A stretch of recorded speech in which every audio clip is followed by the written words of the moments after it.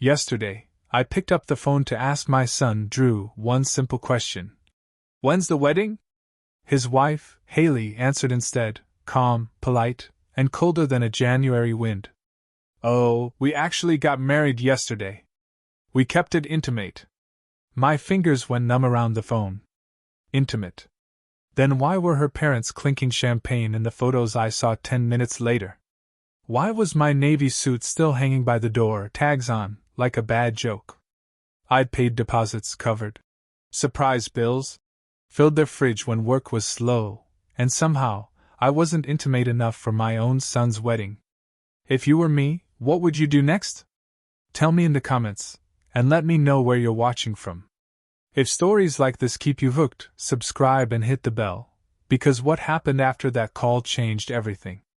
You know, I wasn't always this guy. The one who tracks every dollar, who keeps spreadsheets like they're evidence in a trial. 5 years back, when Margaret died, something broke in me. Not just my heart, though God knows that shattered too, but my ability to show love in normal ways. I couldn't hug Drew without feeling awkward. Couldn't find the right words when he'd call me crying about his dead-end jobs or his loneliness. So I did what felt natural. I wrote checks. Paid bills. Wired money before he even asked. That's what fathers do when they don't know what else to do, right? They throw money at the problem and pray it sticks. Drew met Haley about 3 years into my widowhood. God, she was something. Bright smile, always laughing, one of those people who turns everything into content for Instagram. At first, I loved that about her. She made Drew smile again, made him seem alive. When they started apartment hunting, I jumped right in. Found them a decent place on Meadow Street, co-signed the lease before Drew could even ask, handed the landlord first and last month up front. $450 a month I promised to cover. Just until you get on your feet, I told Drew. He hugged me so tight I thought my ribs might crack. You're the best, Dad. Worth every penny, I thought. Every single one. Except, until you get on your feet. Turned into a lifestyle. Month after month, I'd send that money. Then Drew's car died, transmission gone, $780 I didn't blink at. Haley needed dental work, $640. Drew bought camera equipment for his freelance career that never quite took off, $1,150. Groceries when they were short. Electric bills. Even dog food for that rescue mutt they adopted without thinking about vet bills. I kept a mental tally at first, then stopped because it felt petty. What kind of father counts the cost of helping his only son? Turns out, the kind who ends up blindsided. When wedding talks started, I got excited. Finally, something to celebrate together. Haley would come over with these Pinterest boards, showing me flower arrangements and color schemes. We're keeping it simple, Tom. Family only. She kept saying that, family only, and every time the word felt a little more loaded, a little more like a gate I might not get through. But I pushed the feeling aside. Grief makes you paranoid, makes you see rejection where there's none. So I bought that navy suit. Got a tie that matched their hydrangea theme. Even scheduled a haircut. The wedding date, though? That was slippery. Every time I'd pin them down, it would shift. Oh, we're still finalizing the venue. The photographer's booked up. Haley's parents have some scheduling conflicts. I should have known something was off, but hope's a hell of a drug.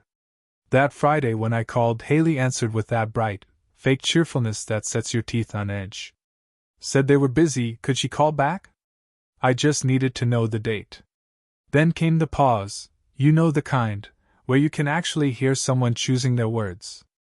Oh, about that, we actually had a change of plans. Super small, super spontaneous. We got married yesterday. She said it like she was announcing a surprise party I should be thrilled about. My brain stuttered. Yesterday? You and Drew, you're already married? Yeah. It was perfect. Just us and the people who really matter, you know? Only family, she said. Only the people who truly matter. I managed to choke out something about seeing photos. Oh, they're already online. She sounded genuinely excited. The line went dead and I just stood there, phone in hand, feeling like I'd been sucker punched. The navy suit was hanging on my closet door, tags still attached. Next to my desk sat an envelope with their wedding gift, $1,000 check I'd signed the night before. My hand was shaking when I opened Facebook. There they were.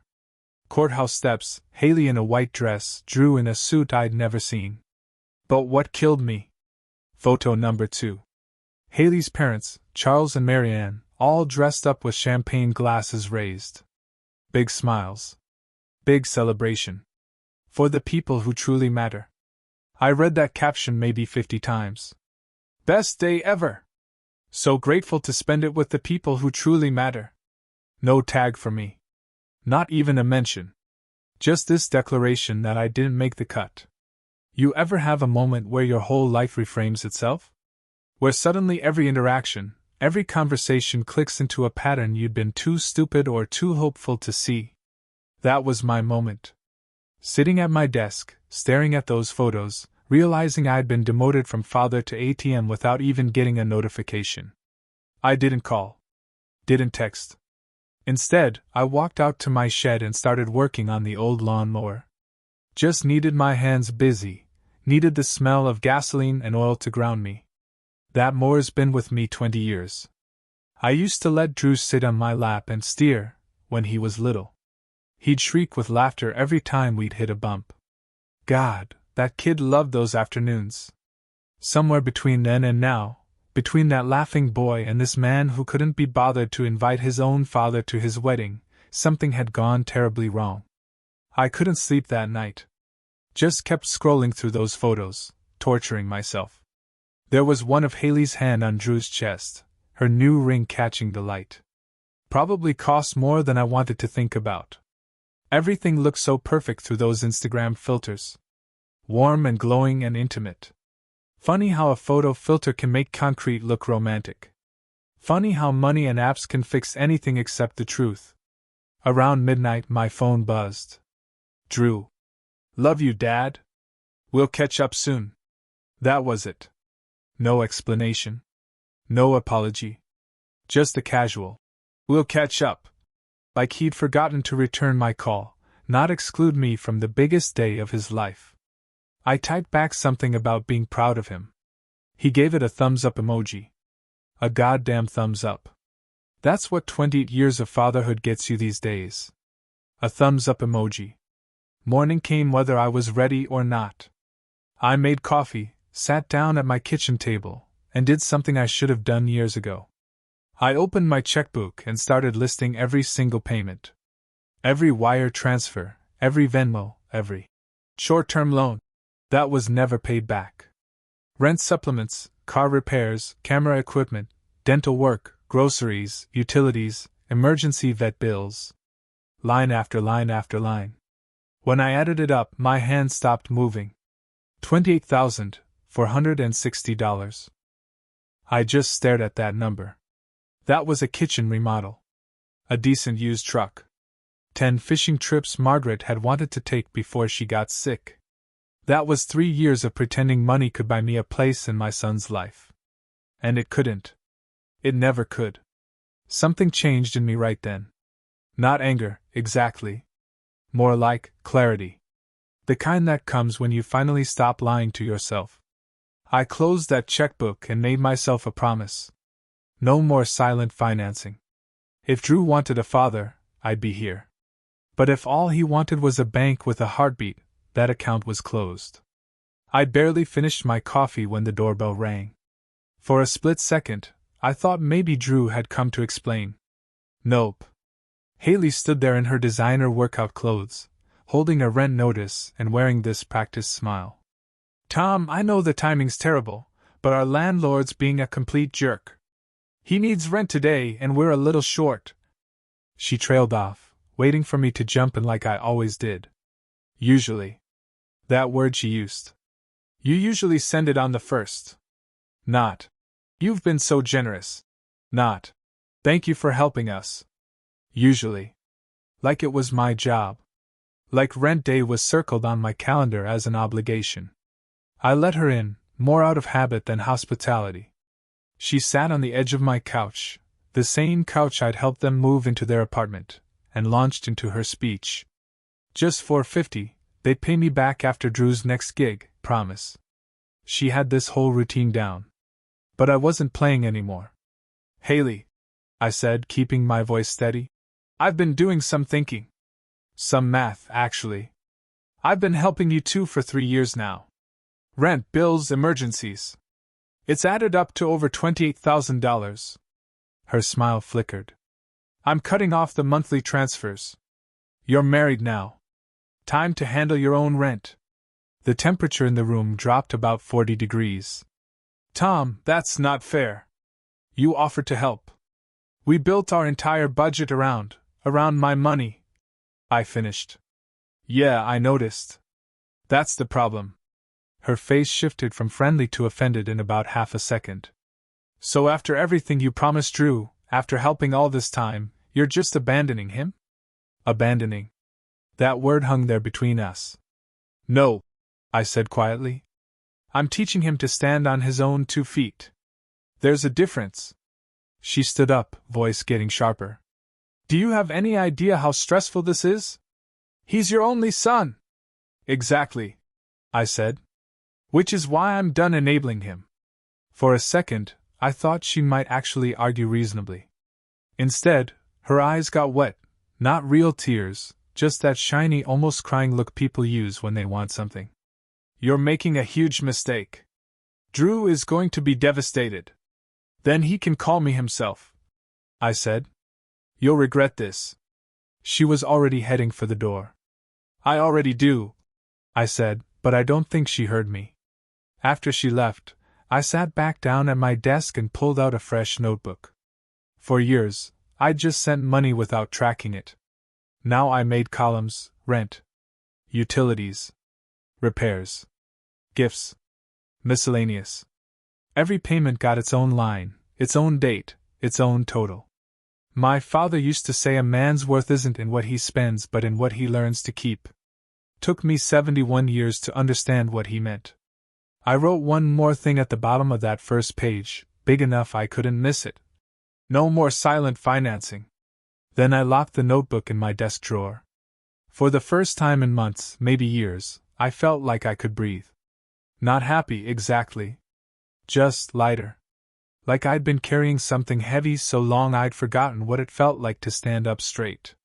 My phone rang around 10 that night. Drew. I stared at his name on the screen, wondering if I was ready for this. I answered. Dad? His voice had that tight quality to it, like he was working hard to stay calm. Haley said you flipped out on her today? I didn't flip out. I set a boundary. She said you told her you're done helping us. Just like that, out of nowhere. Out of nowhere. Like the 3 years of payments didn't count. Like getting married without inviting me didn't count. Not out of nowhere, Drew. After 3 years of help that never seemed to actually help. He sighed, long and dramatic. You don't understand. We've got bills piling up. I thought we could count on you until my freelance work picks up. Son, I said, trying to keep my voice gentle. I thought you could count on yourself. That's not fair. You want to talk about fair? I cut him off. What's not fair is finding out about your wedding from a Facebook post. What's not fair is seeing your in-laws toasting your marriage while I sit at home with an unworn suit. Silence. Long enough I thought the call had dropped. Then, quietly. It wasn't personal, Dad. We just wanted something simple. Simple would have been a phone call, I said. Hell, a text would have been something. This was intentional. Haley thought. He stopped. Never mind. No, go ahead. What did Haley think? He exhaled hard. She thought you'd try to take over. Make it about you instead of us. Take over. Make it about me. I leaned back in my chair, closed my eyes. Drew, I couldn't even get an invitation. How exactly was I supposed to take over from my living room? Look, Dad, please. Don't turn this into some big drama. I'll talk to Haley, we'll work it out, there's nothing to work out, I said. I'm just done being the solution to problems you should be solving yourselves. Fine. His voice went cold. But don't be surprised if people start asking if you're okay. What's that supposed to mean? It means you're acting weird. Different. Haley's worried you're not thinking clearly. There it was. The seed being planted. He's confused. He's not himself. The setup for whatever came next. I'm thinking more clearly than I have in years, I said. Whatever helps you sleep at night. He muttered and hung up. I sat there in the quiet, just the hum of the refrigerator and the distant sound of traffic. They'd call this selfishness. Pride. Stubbornness. But to me, for the first time in forever, it felt like self-preservation. The next week was weirdly peaceful. 3 texts from Haley, 1 from Drew. I ignored them all. Instead, I fixed things around the house. Organized the garage. Replaced that loose cabinet hinge I'd been meaning to get to for months. Took evening walks down by the lake. Simple stuff. Normal stuff. The kind of life you can have when you're not constantly putting out fires for other people. Then Thursday happened. I found an envelope someone had shoved under my door. No stamp, no name. Inside was a printout of a bank transfer, my automatic payment to their landlord, highlighted in red. Below it, my cancellation confirmation. And scrawled across the page in blue ink. We need to talk. I looked out my front window. Their silver sedan sat at the curb, engine off, lights dark. Someone in the passenger seat lifted a phone. Flash. They were photographing my house. My porch. My mailbox. Building some kind of case, documenting some narrative I wasn't part of writing. That's when I knew this wasn't about money anymore. This was about control. And I'd just taken it back. Saturday morning, I was halfway through my coffee when I heard cars in my driveway. Plural. I looked out and felt my stomach drop. Drew's sedan and a black SUV I didn't recognize. Out stepped Haley with a 3-ring binder. A man in a gray suit. And behind them, Charles Bennett, Haley's father, looking every bit the successful businessman used to getting his way. They didn't wait for me to answer the door. Drew still had his spare key from years back, and they just walked right in like they owned the place. Morning, Dad. Drew's smile was all wrong, forced at the edges. Haley's voice was butter-soft. We didn't want to worry you, Tom. We just need to have a quick conversation about the future. The man in the suit set a fat envelope on my dining table. Mr. Whitaker, I'm Dan Reeve. I work with the Bennett family on estate planning. We've put together some documents to help simplify your affairs. Simplify. That word made my skin crawl. What kind of documents? I asked, not moving from the doorway. Haley jumped in, all concern and sympathy. We've been so worried about you handling everything alone. Bills, taxes, property maintenance. It's a lot for anyone, especially at your age. Dad's advisor helped us prepare some paperwork, just basic stuff. Power of attorney, joint account access. That way if anything happened, we could help. I looked at Drew. He wouldn't meet my eyes. My own son, standing in my living room while his wife orchestrated a takeover, and he couldn't even look at me. Charles stepped forward with this rehearsed chuckle. It's really just paperwork, Tom. Standard stuff. Keeps things from getting messy down the road. You'd be surprised how many folks put this off until it's too late. I walked over to the table and opened the binder. Page 1, Durable Power of Attorney. Page 2, Joint Banking Authorization. Page 3, Property Co-Ownership Declaration. My entire life packaged up with tabs and signature lines, just waiting for my pen. I'm managing fine, I said, closing it. I didn't ask for help. Dan Reeve gave me this smooth, practiced smile. Of course, sir, but you have to think ahead. If something were to happen. Nothing's happened, I interrupted. Except a bunch of people walking into my house without permission. That cut through the polite act. Haley's voice sharpened just enough to show teeth. Tom, we're trying to protect you. You've been acting so unpredictable lately. Canceling payments, not returning calls. Drew's genuinely worried about you. Unpredictable, I repeated. You mean independent? Please don't take this wrong, she said, leaning forward. But refusing help when you need it, it makes people wonder if maybe you're not thinking clearly. If maybe you're slipping a little. Slipping. There it was, out in the open. The narrative they'd been building. Tom's getting old, Tom's confused, Tom can't handle his own life anymore. Never mind that I'd been handling my life just fine for 71 years. Never mind that the only chaos in my world came from them. I picked up the binder and looked through it again.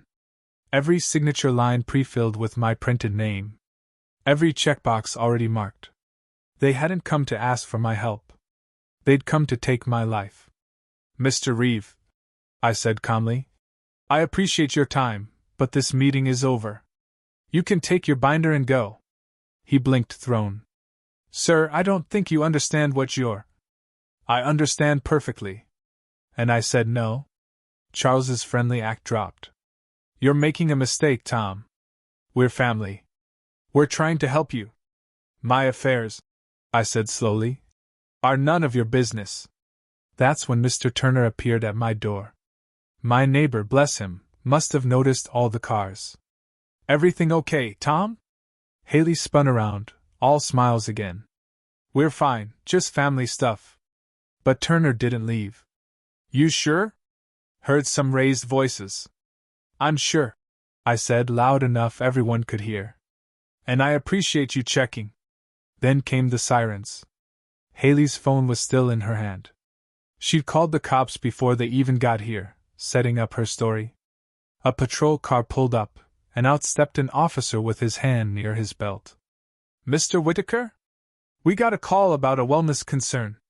Someone said there might be confusion or distress at this address. I opened the door wider, forced myself to breathe steady. Officer, I'm fine. This is an unexpected family visit that's now ending. He looked past me into the house, taking it all in. Everything calm here? It is now, I said. Turner stepped up beside me. I'm his neighbor, officer. These folks were pressuring him to sign papers. No threats, but definitely pressure. The officer nodded slow. All right. Maybe everybody takes a step back, gives Mr. Whitaker some space. Haley tried one more play, voice dripping with fake concern. Officer, he's been very stressed lately. Forgetful. We're just worried. I'm not forgetful. I cut in, harder than I meant to. I remember exactly who's trying to steal my life. That shut her up. Charles muttered something about ungratefulness and started herding everyone toward the door. As they filed out, I caught Dan Reeves snapping a quick photo of the binder still sitting on my table. Delete that, I said. He pretended not to hear. I followed them to the porch. Drew, I need your house key. He looked confused. What? The spare key I gave you. I'll need it back. Dad, come on. Keys. Now. He hesitated, then dropped them in my palm. Cold metal against my skin. The final thread cut. Haley turned one last time, her mask cracking just enough to show the calculation underneath. We'll talk again when you've calmed down. I am calm, I said. You'll know when I'm not. After they left, the officer, Delgado, his name tag said, gave me a long look. You handled that well, sir. Might want to get your own lawyer, though. People don't set up that kind of visit unless they've got a plan. I will, I promised. Trust me, I will. When everyone was gone, I stood in my doorway holding those keys, looking at the binder they'd left behind. Across the top in neat print, Whitaker Family Transition Plan. I flipped it open again. Every signature line filled in with my name. Every document dated and ready. They hadn't come to ask. They'd come to collect. That's when everything clicked into focus. The wedding exclusion. The rent demands. The planted seeds about me. Slipping. This wasn't a family disagreement. It was a coordinated campaign, and I'd been too guilty and too desperate for connection to see it. Well, I saw it now. And I was done being anyone's target. The house felt different after they left. Lighter somehow, despite everything. I gathered up their papers and slid them into a folder marked evidence. Then I spent an hour on my phone looking up lawyers. One name kept appearing: Nora Jacobs, elder law specialist. Reviews called her calm, relentless, and allergic to bullshit. Perfect. I called her office. She answered on the second ring. Mr. Whitaker, can you come in tomorrow at 9? Bring everything they gave you. And bring ID, just in case someone tries to claim you're not who you say you are. That just in case told me she'd seen this before. Told me I wasn't crazy or paranoid. Told me I'd found the right lawyer. Next morning, I drove to her office, a converted bungalow downtown that smelled like lemon polish and old books. Nora Jacobs looked exactly like someone you'd want in your corner. Gray hair and a practical bun, sharp eyes that missed nothing, fountain pen in hand like a weapon. I told her everything. She listened without interrupting, barely even blinking. When I finished, she leaned back. Mr. Whitaker, they weren't planning for your future. They were planning for your money's future. Big difference. She flipped through their binder, shaking her head. This is textbook financial exploitation. If you'd signed these, they could have had you out of your house in a month. So what do I do? My voice came out rougher than I meant. She started ticking off steps on her fingers. First, we revoke any prior authorizations you might have signed. I'll draft certified letters today. Second, change every lock in your house. All of them. Third, open new accounts at a bank they've never heard of. Fourth, freeze your credit. Fifth, document everything. Every call, every visit, every threat. Get it in writing, get witnesses, get timestamps. She leaned forward. You're not paranoid, Mr. Whitaker. You're protecting yourself. Don't let anyone tell you different. I nodded, feeling something loosen in my chest. Someone believed me. Someone saw what I was seeing. I went straight from her office to the hardware store. Pete, the owner, gave me a curious look when I ordered 5 new deadbolts and 2 security cameras. Everything all right, Tom? Just tightening up security, I said. He didn't push. By evening, every door had a new lock, key sitting heavy and new in my pocket. Then I started the binder Nora had suggested. I labeled it Proof of Life, half joking but mostly serious. Every interaction got its own entry: date, time, who was involved, what happened. I printed screenshots of every bank transfer I'd ever made to Drew. Highlighted the totals in yellow. By midnight, I had 3 years of generosity laid out like an autopsy report. Tuesday morning, I drove across town to Summit Credit Union, a small branch they'd never been to. Opened new accounts, transferred most of my money, left just enough in the old account to track any suspicious activity. The manager asked if everything was okay. Just reorganizing my life, I said. He nodded like that made perfect sense. I activated credit freezes, set up fraud alerts, created a PIN only I knew. For the first time in years, my money answered only to me. That afternoon, Nora called. Their lawyer reached out already. On behalf of concerned relatives. I could hear the air quotes in her voice. I told him all contact goes through me now. Expect them to either back off or escalate. Escalate how? When people lose access to money, they sometimes come for the person instead. They might try to get you declared incompetent. The word hung there, ugly and threatening. You're joking. I'm not. Get ahead of it. See a neuropsychologist, get evaluated. Prove you're sound before they can claim you're not.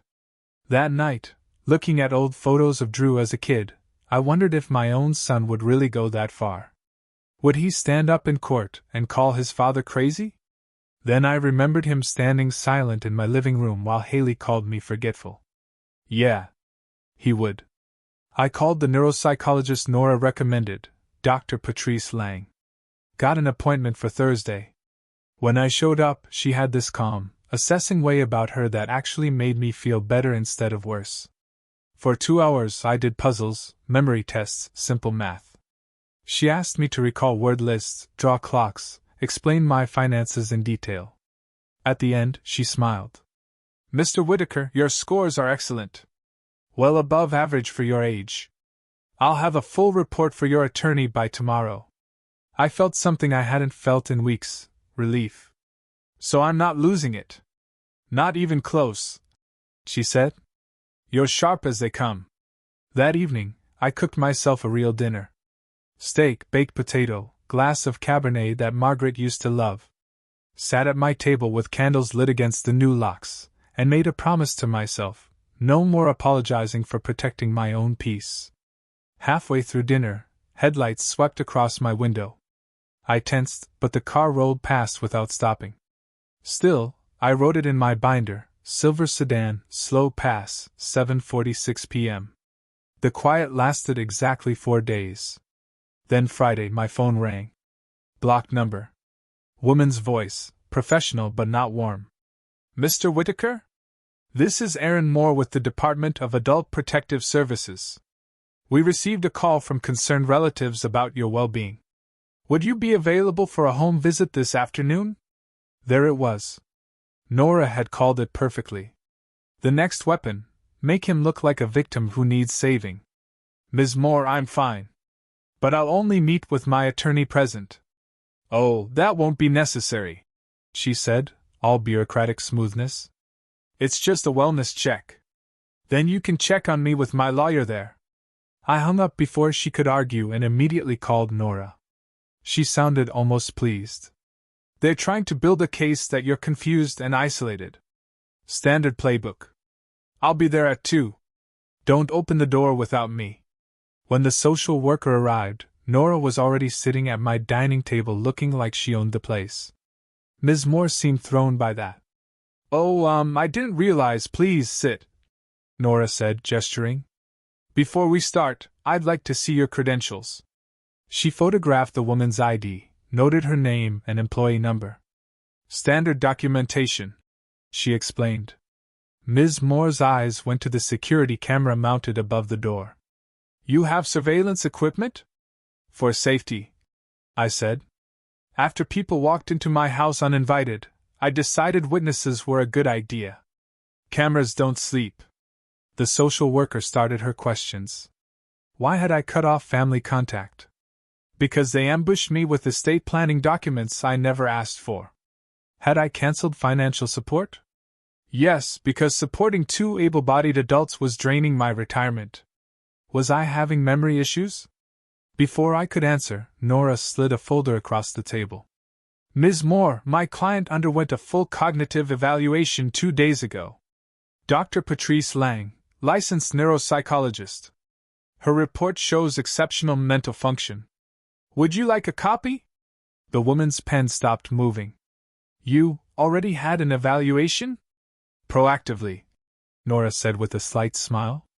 Because we knew someone would question his competency eventually. Ms. Moore read through the summary, her official concern deflating by the second. She tried a few more questions about my daily routine, my medications, my finances.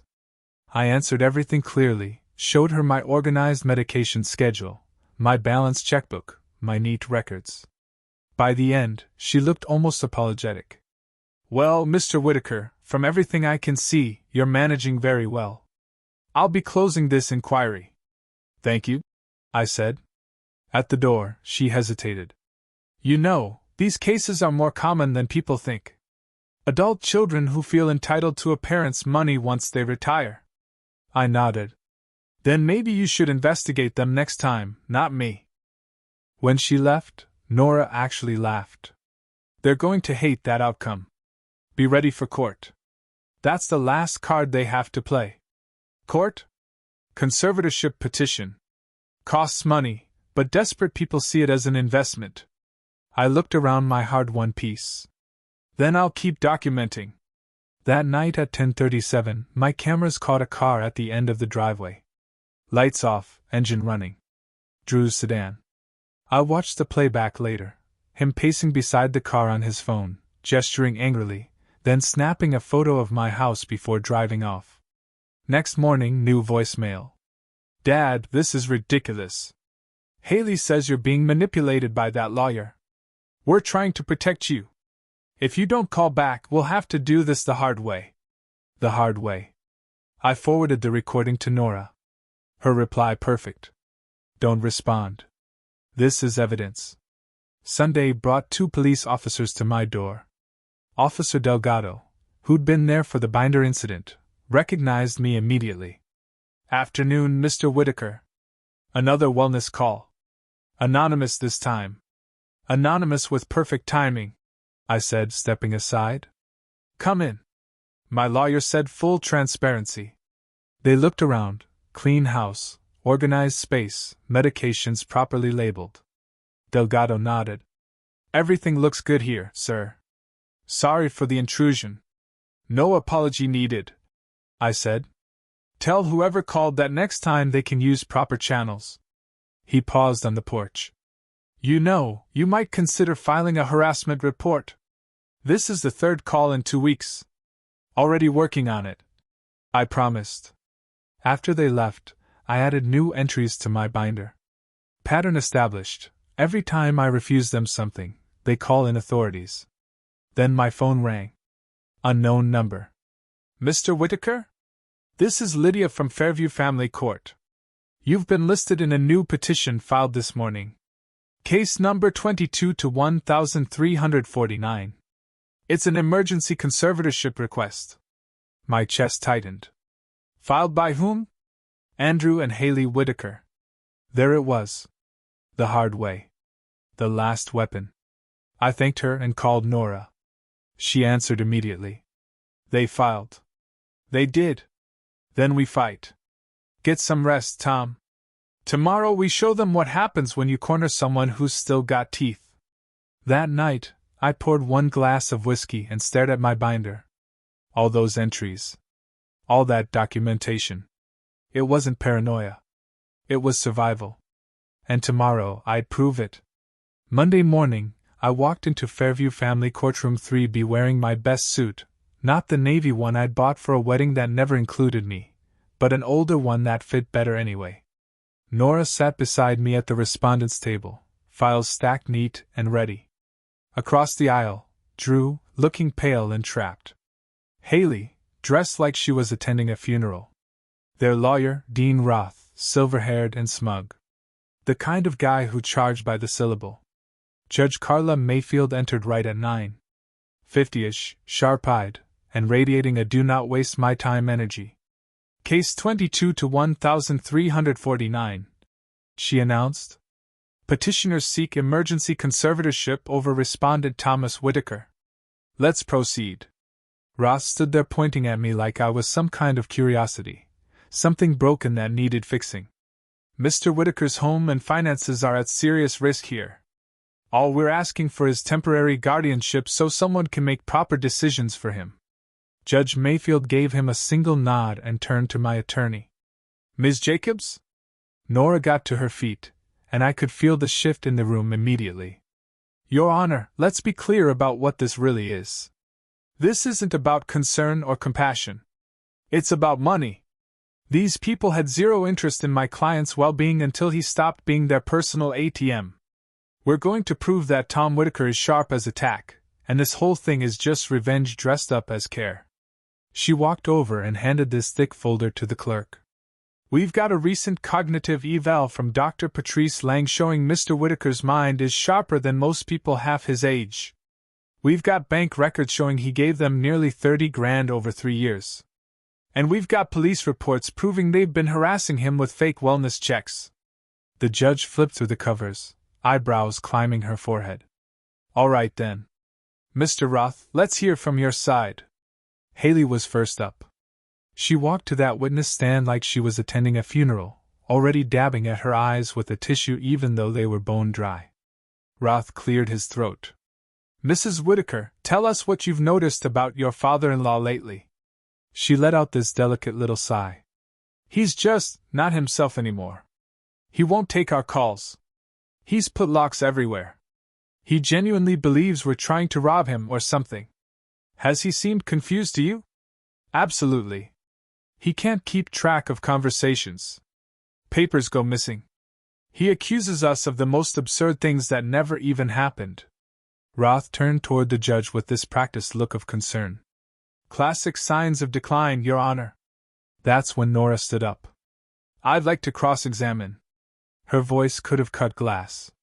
Mrs. Whitaker, these accusations you mentioned, would that include the time you showed up at his house uninvited with power of attorney documents already filled out in your handwriting? Haley's face went blank for a second. We were just trying to help make things simpler. And isn't it true you called the police that same day claiming he was mentally unfit? That was just a misunderstanding. Really? Because Officer Delgado's report says you made that wellness call before you even got to his house. Sound familiar? Haley's expression tightened. I honestly don't remember that. Nora slid a paper across her table, calm as anything. This is your phone record. We subpoenaed it. 10:41 in the morning, you called the non-emergency line. Same day you showed up with those papers. I watched the color drain from Haley's face, then flood back an angry red. I was worried about him. Worried, Nora repeated slowly. Or covering your tracks in case he refused to sign? Objection! Roth practically jumped out of his seat. She's badgering the witness. Sustained, Judge Mayfield said, but her eyes stayed on Haley just a bit longer than necessary. Nora smiled slightly. Nothing further. Then it was Drew's turn. My son looked smaller than I remembered him. Trapped between whatever was left of his conscience and his pride. Mr. Whitaker, why are you here today? Roth asked gently. Because something's wrong with my dad. He cut us off out of nowhere. He talks about people watching him. He keeps these obsessive records like he's building a case against his own family. That strikes you as unusual? It's not who he is. It's paranoid. I think someone's gotten in his head. Roth nodded like he understood perfectly. Do you believe he's being manipulated? I do. That attorney of his has completely. Objection, Nora said, not even looking up from her notes. He's speculating. Sustained. When Nora's turn came, she walked up to him slowly. Drew, you said your father used to be generous with you, correct? Yeah. How generous are we talking? I don't know exactly. He helped us out a lot. Would $28,000 over 3 years be accurate? He shifted in his seat. Something like that, I guess. And when he stopped paying your bills, you came to visit him with Haley and her father, didn't you? We did, yeah? Brought along a binder called the Whitaker Family Transition Plan? His eyes flicked toward Haley for help. It was just some paperwork we thought might be useful. Paperwork with his name already written in. He swallowed hard. We wanted to be ready in case he needed help. Ready, Nora said. And were you also ready with the anonymous wellness calls? The Adult Protective Services complaint? This conservatorship petition? That's not fair. It's a pattern, Mr. Whitaker. Every time your father said no to money, another accusation showed up. Does that sound like concern to you, or does it sound like payback? He glared at her, finally showing some real emotion. You don't know anything about our family. She leaned in just slightly. I know exactly what happens when people start seeing their parents as bank accounts instead of human beings. The courtroom got so quiet you could hear the clock ticking on the wall. I'm done with this witness. When our turn came, Nora called up Dr. Lang first. The psychologist had this calm, steady way of speaking that made everything sound like simple fact. I conducted a comprehensive evaluation of Mr. Whitaker. His memory, reasoning, and decision-making abilities are all above average for someone his age. There's no impairment whatsoever. What about the security cameras and financial records? Could those indicate paranoia? Nora asked. Not at all. Those are signs of someone being organized and proactive, not delusional. Then Officer Delgado testified that every single wellness check had been bogus, and that Haley seemed more worked up than I ever was. My neighbor Mr. Turner described the whole binder ambush and called it the pushiest thing he'd ever witnessed in someone's living room. Finally, Nora called me up. Standing in that witness box, I felt steadier than I had in months. Maybe years. Mr. Whitaker, why did you stop supporting your son financially? Because I realized I wasn't helping him anymore. I was keeping him dependent. Every check I wrote made him weaker, and it made me invisible to him. I wasn't his father, I was his wallet. Have you ever been diagnosed with any kind of mental illness or cognitive disorder? No, ma'am. Though if being too generous is a disorder, then guilty as charged. A few people in the courtroom actually chuckled at that. Tell us about your finances now. I explained the new accounts, the budget I'd set up, the credit freeze, the documentation I'd been keeping. Everything's organized and accounted for. The only chaos in my life came from them. Nora held up one of my ledgers. Is this yours? It is. Could a confused person maintain something this detailed? No, ma'am, they couldn't. She looked at the judge. Your Honor, this is meticulous record-keeping from a man who knows exactly what he's doing. When Roth tried to cross-examine me, it didn't last long. Mr. Whitaker, haven't you isolated yourself from your family? I removed people who were using me. That's not isolation, that's self-preservation. Would you call refusing to help your son a loving thing to do? I'd call it the most loving thing I could do. Sometimes people need to feel consequences before they can grow up. When I stepped down, my hands were shaking, but not from nerves. It was relief finally working its way out. After both sides made their closing arguments, Judge Mayfield excused herself to think things over. Those 2 hours felt like 2 days. When she came back, she had her reading glasses on and a stack of papers in front of her. I've reviewed everything presented today. There is no credible evidence that Mr. Whitaker lacks mental capacity. In fact, he demonstrates exceptional clarity and organization. The petitioner's claims appear to be financially motivated rather than based in genuine concern. Therefore, the request for conservatorship is denied with prejudice. Those words hit me like a wave of warm water. But she wasn't done. Furthermore, I'm warning the petitioners that any additional unfounded legal actions against Mr. Whitaker may be considered harassment under state law. Mr. Whitaker, you're free to manage your life however you see fit. Roth looked like he'd been punched. Haley's mouth fell open in disbelief. Drew just stared at the floor like he couldn't process what had just happened. As we gathered our things, Nora leaned over and whispered, "That's about as decisive as it gets. You won big today." Outside, the summer sun felt surreal after being under those fluorescent lights all day. Haley stormed off toward the parking lot muttering, "This isn't over." Drew hung back for a moment, and for just a second I thought maybe he'd finally say he was sorry. Instead, he said quietly, "You're going to end up alone, Dad. And you're going to regret this." I looked him straight in the eye. "Son, I've been alone for a long time. The only difference now is I chose it." His jaw clenched, and he turned and followed his wife. Nora put her hand on my shoulder. "Take a breath, Tom. You didn't just win your money back today. You won yourself back." I nodded, but I couldn't find words right away. Freedom felt heavy, like something I'd have to learn how to carry. But I would learn. That night, sitting in my quiet living room, I poured myself a small glass of whiskey and opened my binder one more time. I wrote, July 12th, won in court.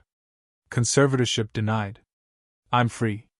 Then I closed it, turned off the lamp, and just sat there in the silence. Real silence. The kind that belongs to you. The next morning, sunlight came through my windows like the world was apologizing. For the first time in years, my phone wasn't buzzing with demands. No text guilt-tripping me about unpaid rent. No thinly veiled requests for just a little help. Nothing. The house was quiet, and that quiet didn't hurt anymore. I made coffee, opened the front door, and just stood on my porch watching life happen. Joggers going by. Delivery trucks making their rounds. Kids heading off to summer camp. It hit me that the world had been turning this whole time, even while mine was spinning out of control. Freedom doesn't announce itself. It just settles in quietly. Later that day, Nora dropped by with the final paperwork. "You did it," she said, setting the folder on my kitchen table. "I've handled hundreds of these cases, Tom. Most people give in halfway through. You didn't." "I almost did," I admitted. "I almost signed those papers just to make it stop." She smiled at that. "Peace isn't the absence of conflict, Mr. Whitaker.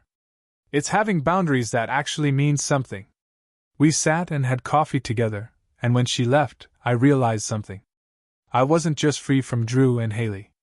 I was free from the fear that had been running my life. I pulled out my old notebook and crossed out the word evidence at the top. Under it, I wrote beginnings in bold letters. The first entry came easy, July 14th, signed up for an art class. No particular reason. Just felt like doing something for myself.